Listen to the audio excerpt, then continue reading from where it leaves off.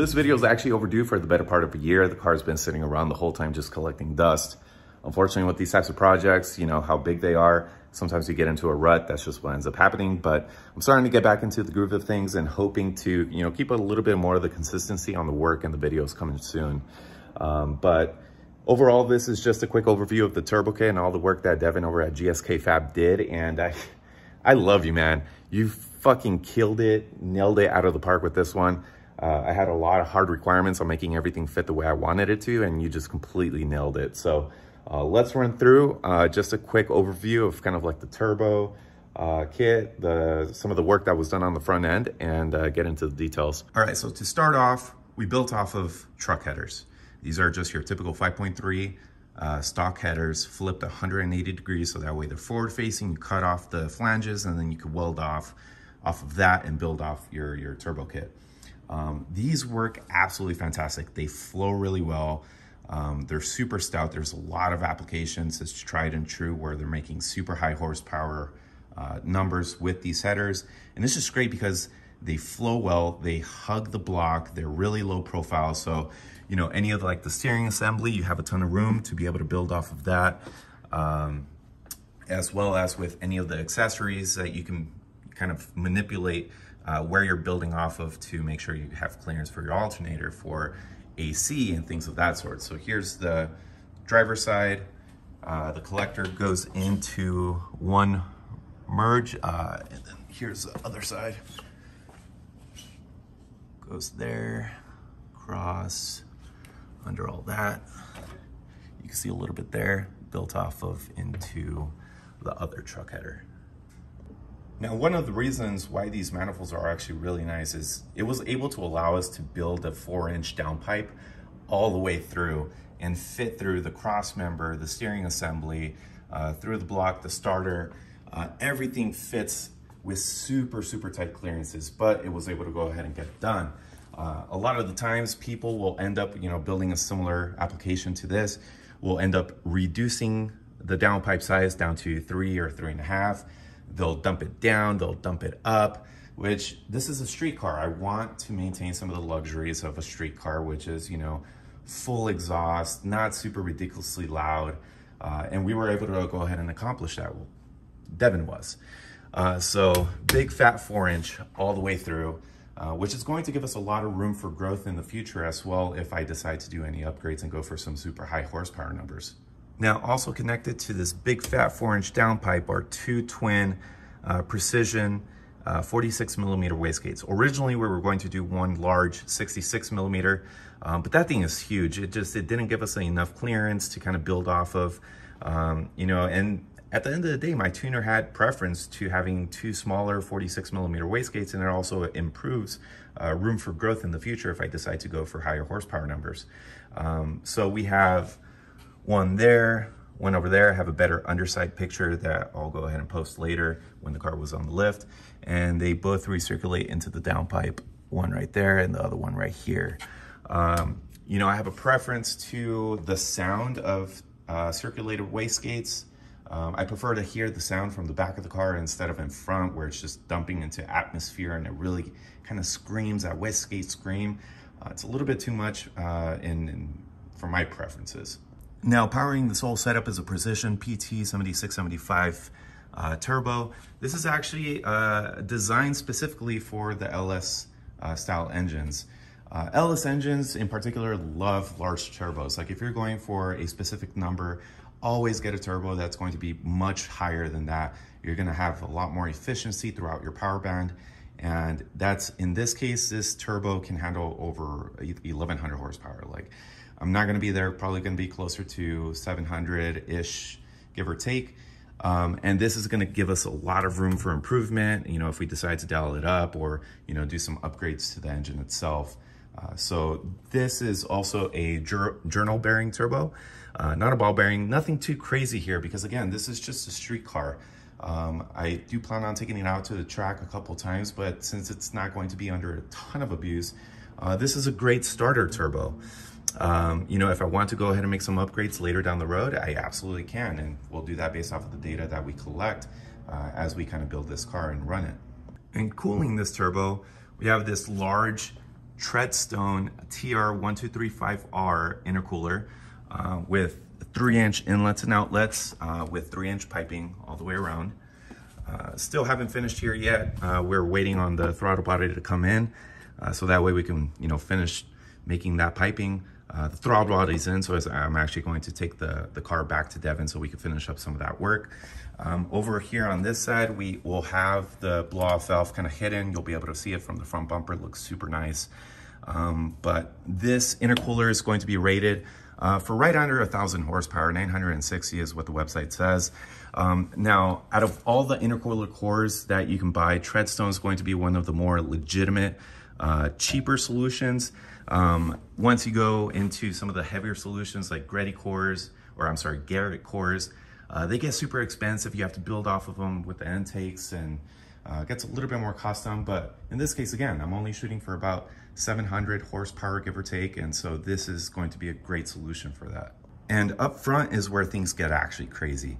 Like, you can't really appreciate it up until you put the front bumper on here and see how little of room was left after trimming the front bumper as much as possible.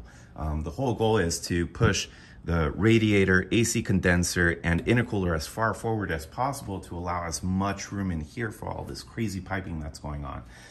So starting off with what's on the inside, we have 2 twin Spal fans, electric fans. These push some heavy CFMs.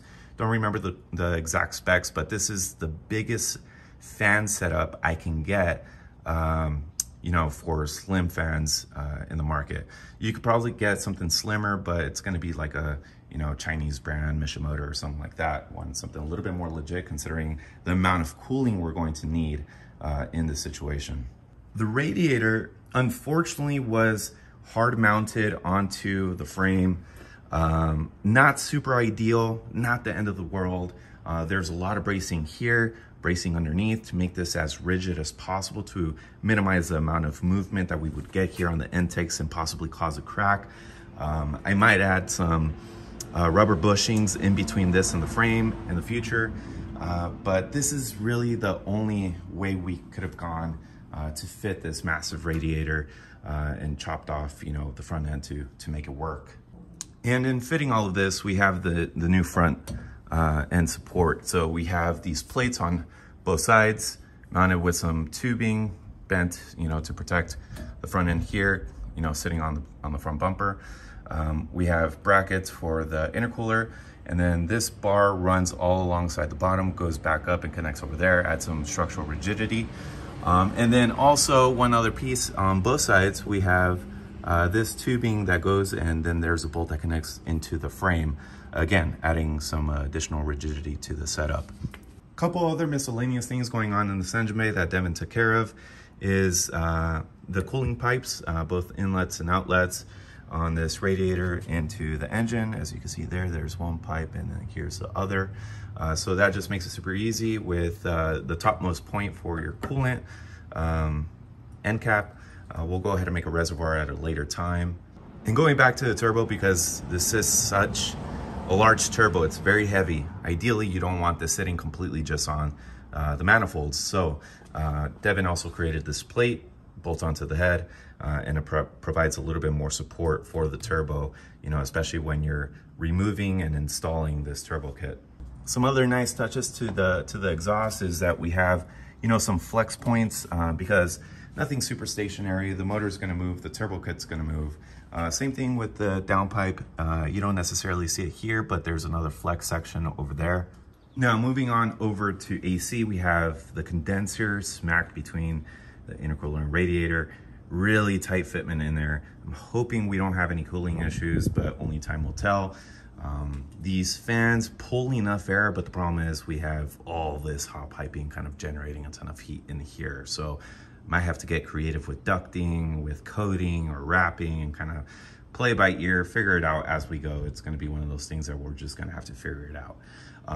Now, the way this is mounted is we have 2 brackets just welded onto the intakes of the radiator, and then they're riveted onto the frame of the condenser, which, if I ever need to replace it or, do something to it, just go ahead and drill out the rivets and buy a replacement condenser and then put new rivets in. The only concern here is going to be fitment for the fittings. Might need to just weld them on, worst case scenario, or, you know, try to figure it out, you know, as we kind of play along and, you know, do this by ear. I think we should have enough room to kind of get something in there. Obviously just remove the intercooler, put the fittings on, put the intercooler back on. But we'll be able to go ahead and figure that out. The compressor is also something I'm really excited about because Dirty Dingo makes this top mount AC compressor kit, which is super nice because the compressor normally sits where the 4-inch downpipe kind of flows through over here on the bottom. Obviously can't do that, so mounting it on the top was the next best choice. Problem is clearance, right? So we have this aftermarket hood that gives us a little bit more clearance because there's not that big skeleton on the factory OEM hood. It does currently hit though. It hits on this inlet and outlet, which obviously is not gonna work, but Dirty Dingo also makes a billet compressor head, which relocates these inlets and outlets onto the back, which is going to make it super simple to, you know, all this room to kind of build off of these lines. We have the inlets and outlets on the firewall there.